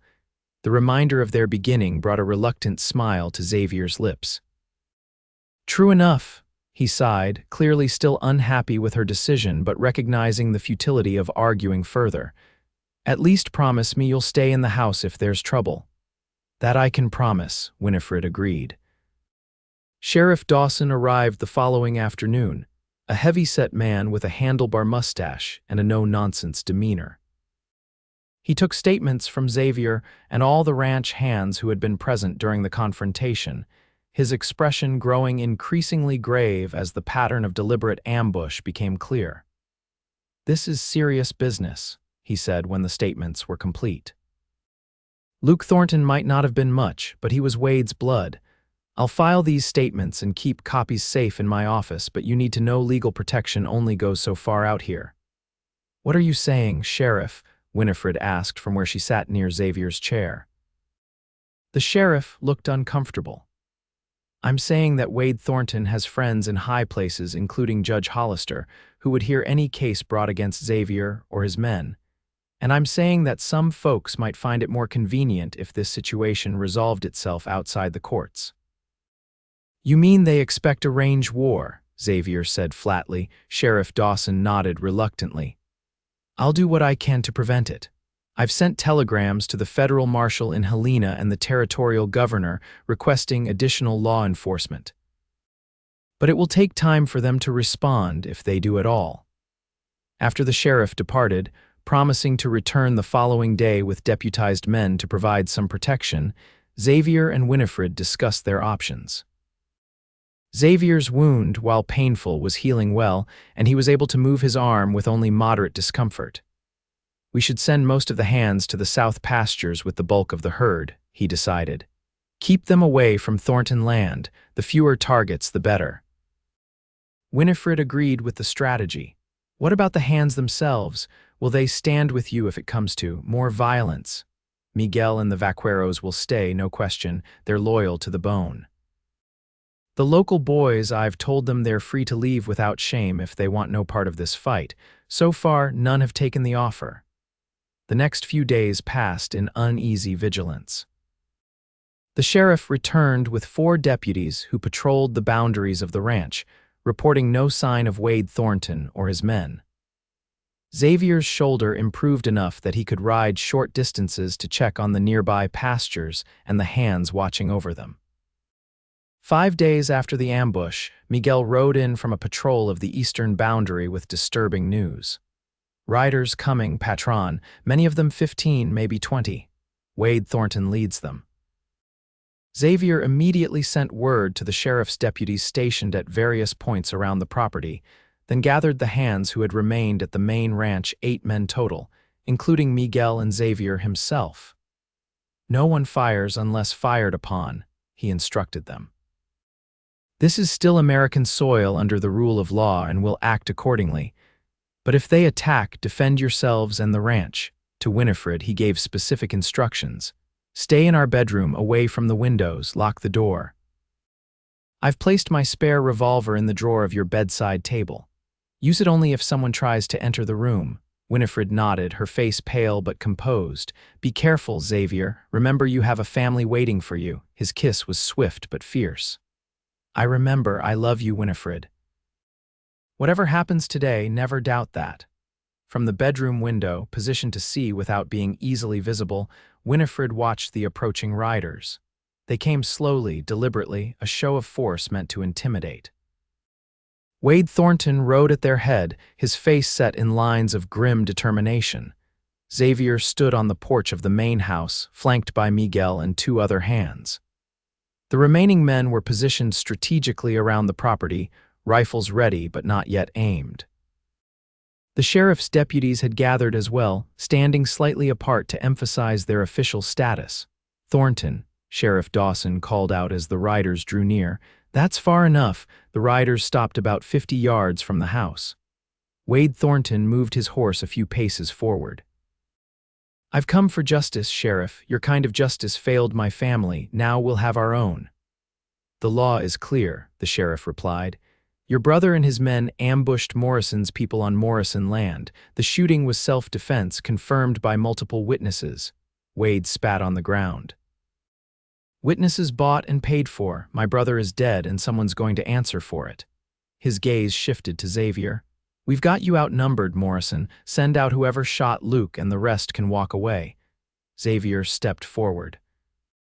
I'm responsible for everything that happens on my land and to my men, Thornton. If you want someone to blame, I'm standing right here. From her vantage point, Winifred could see the tension in Xavier's body, the careful way he positioned himself to present the smallest possible target. Pride and fear warred within her as she watched her husband stand his ground against overwhelming odds. What happened next unfolded with nightmarish clarity. One of Thornton's men, perhaps nervous or overeager, fired a shot that kicked up dust near Xavier's feet. In an instant, the air was filled with gunfire as both sides responded. Winifred pressed her hands to her mouth to stifle a scream as Xavier dove for cover behind a water trough. Miguel and the other hands scattered, seeking protection while returning fire. The sheriff and his deputies had drawn their weapons as well, calling for order even as they joined the firefight. The battle seemed to last forever, though in reality it was probably less than 5 minutes of sustained shooting. Winifred watched in horror as one of Xavier's men fell, clutching his leg. On the Thornton side, 2 riders were unhorsed by gunfire, while others retreated to more distant positions. Then, through the chaos, Winifred saw Wade Thornton break away from his men, spurring his horse toward the side of the house directly toward the bedroom window where she stood watching. Their eyes met through the glass, and the hatred in his face made her blood run cold. Remembering Xavier's instructions, Winifred moved away from the window, retrieving the revolver from the bedside drawer with trembling hands. She had learned to shoot during her months at the ranch. Xavier had insisted she know how to defend herself if necessary, but the prospect of actually firing at another human being made her stomach churn. The sound of breaking glass from the adjacent room sent her heart racing. Wade had entered the house. Winifred positioned herself beside the bedroom door, the revolver held in both hands to steady it. She could hear heavy footsteps approaching, the crash of furniture being overturned. "I know you're in here, Morrison's woman." Wade's voice called from just outside the door. "Come out now, or I'll break this door down and drag you out." Winifred remained silent, her breathing shallow, her finger resting lightly on the trigger as Xavier had taught her. The first blow to the door made her jump. The second splintered the frame around the lock. The third broke it open, revealing Wade Thornton with a pistol in one hand and rage distorting his features. "There you are," he snarled, raising his gun. Before he could fire, Winifred squeezed the trigger of her revolver. The shot went wide, hitting the wall beside him, but it was enough to make Wade hesitate. In that moment of hesitation, another shot rang out from behind him. Wade staggered forward, a look of surprise replacing the rage on his face. He turned slowly to see Xavier standing in the hallway, his revolver still aimed and ready to fire again if necessary. "It's over, Wade," Xavier said, his voice deadly calm. "Drop your weapon." For a moment, it seemed Wade might choose death over surrender. Then, with a groan of pain from the bullet in his shoulder, he let his pistol fall to the floor. The gunfire outside had stopped. Sheriff Dawson appeared behind Xavier, quickly moving to secure Wade's weapon and apply handcuffs. "You're under arrest, Thornton," the sheriff announced. "For attempted murder, among other charges. Your men are either dead, wounded, or running. This ends now." As the sheriff led Wade away, Xavier crossed the room to Winifred, taking the revolver gently from her hands and setting it aside before gathering her into his arms. She was trembling, the delayed reaction to danger setting in now that the immediate threat had passed. "You're safe," he murmured against her hair. "Both of you, it's over." "I was so afraid," Winifred whispered, clinging to him, "when I saw him coming toward the house." "You did exactly right," Xavier assured her. "You defended yourself until help came." He pulled back slightly to look at her, checking for any signs of injury or distress that might affect the baby. "Are you truly all right?" Winifred nodded, her hand moving instinctively to her belly where the baby had begun kicking vigorously, as if sensing its mother's agitation. "We both are. What about your men?" "Two wounded. Thomas has a bullet in his leg and Carlos took one in the arm. Doc Sanders is seeing to them now." Xavier's expression darkened. 3 of Thornton's men are dead, including his foreman, 4 others wounded and in custody. The rest scattered when they saw the fight turning against them. In the days that followed, the full consequences of what became known as the Morrison-Thornton gunfight unfolded. Wade Thornton was transported to the territorial prison to await trial for attempted murder and inciting a range war. Without his leadership, his ranch began to disintegrate, with workers leaving for more stable employment and creditors moving in to claim assets against unpaid debts. Sheriff Dawson's report to the territorial authorities made it clear that Xavier and his men had acted in self-defense, both during the initial ambush that killed Luke Thornton and during the attack on the ranch. No charges were filed against any of the Morrison Ranch personnel. The community's reaction was mixed, but largely supportive of Xavier. Some of the more conservative citizens expressed concern about the violence, but most recognized that Xavier had exhausted all peaceful options before resorting to armed defense of his property and family. As spring gave way to summer and Winifred's pregnancy advanced, the events of that terrible day gradually receded into memory. The ranch prospered, with the season's calf crop exceeding expectations and negotiations underway to purchase adjacent land that had once belonged to the Thornton spread. July brought heat that made Winifred increasingly uncomfortable in her advanced state. Xavier arranged for additional help in the house, including a young woman from town who had experience as a midwife's assistant, to ensure Winifred had support as her confinement approached. "I feel enormous," Winifred complained one evening as she and Xavier sat on the porch, seeking relief from the stuffy interior of the house. And perpetually warm. How do women do this in summer? Xavier smiled, reaching over to take her hand. With exceptional grace in your case. Despite her discomfort, Winifred felt a profound contentment as she watched the sunset paint the sky in shades of pink and gold. From tragedy and violence had come this life of love and purpose, a home, a husband who cherished her, and soon a child to complete their family. What are you thinking? Xavier asked, noting her reflective expression. I'm thinking about that night at the auction, Winifred replied honestly. How terrified I was, how hopeless everything seemed, and then you spoke up. She turned to meet his gaze. One moment, one decision, and everything changed. Xavier lifted her hand to his lips. I've thanked God every day for guiding me to that saloon at that exact moment. As have I, Winifred agreed softly. The baby arrived 3 days later, a healthy boy with his father's green eyes, and a powerful set of lungs that announced his entry into the world with impressive volume. They named him Harrison Thomas Morrison Harrison after Xavier's father, who had passed away peacefully in early spring, and Thomas after Winifred's father, whose journey west had inadvertently led her to this new life. As Winifred held her son for the first time, with Xavier seated beside them on the bed, his face alight with wonder and pride, she felt the circle of their story complete itself. From the darkest moment of her life had come its greatest joy, a love that had transformed them both, a family created against all odds, a future bright with promise. Welcome to the world, Harrison, Xavier whispered, gently touching his son's tiny hand. You are so very loved. The baby wrapped his fingers around his father's thumb with surprising strength, as if affirming his place in their lives. Outside the window, Montana stretched vast and beautiful, the land that had first seemed so foreign to Winifred now as much a part of her as her own heartbeat. The Morrison Ranch would be Harrison's heritage, a legacy built from Xavier's determination and vision. But more important than land or cattle would be the lessons they would teach him about courage in the face of adversity, about standing up for what was right even when it was difficult, and most of all, about the transformative power of love.